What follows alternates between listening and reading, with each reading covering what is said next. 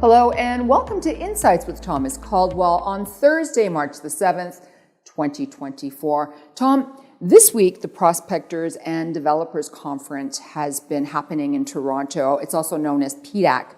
Typically there are about 30,000 people that come in. It's one of the largest mining conferences in the world. What are your comments, thoughts, or impressions of it? Well, it's interesting as you walk through the crowds. First off, the second language I heard wandering through all the different booths, etc., was Spanish. Lots of activity going on in Central and South America.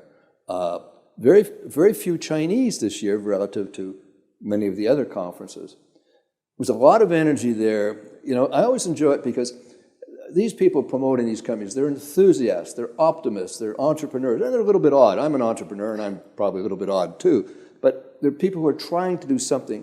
And I always have a sense of sadness because eventually they will bump up against regulatory, legal, environmental, Aboriginal issues that will thwart.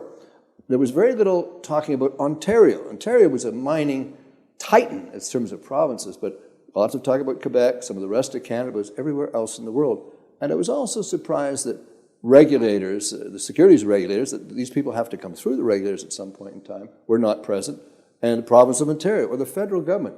Mining is a very important, or was a very important part of our economic development in Canada, particularly in strategic minerals.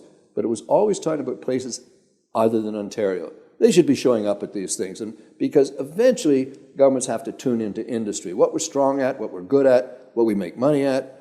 And so you encourage these people that they aren't working outside the country. You look at the great mining companies that were here in Canada, Ontario, they're all owned by foreigners now because we haven't nurtured this domestic industry as we should, particularly in strategic metals. So what do you think about the stock market for the balance of this year? Well, I keep saying this, the stock market is a misnomer. It doesn't exist. It is a market for stocks. It's really quite interesting because you say the stock market is like saying, well, humanity. There's all kinds of humanity. For example, last year, a lot of the tech, applied tech, the Amazons, the Teslas, they did really well. The rest of the market really did nothing. A market for stocks is different. You've got to sift through what's out there and look at opportunities. I know this is talking my position. We have one fund that we run, is the Canadian Caldwell Value Momentum. And these fellows who work in that fund really dig in and they try to find the gems, the jewels that are out there in the economy that aren't recognized and look as if they have a little bit of movement starting. That's what I think you have to do in this market going through this year. You got to do your homework. I tend to invest in sectors, in the Urbana, which is the company I run, and that works out well. But this is a different. It's a market for stocks. You got to find the winners in there, and the winners this year will not necessarily be the winners of last year.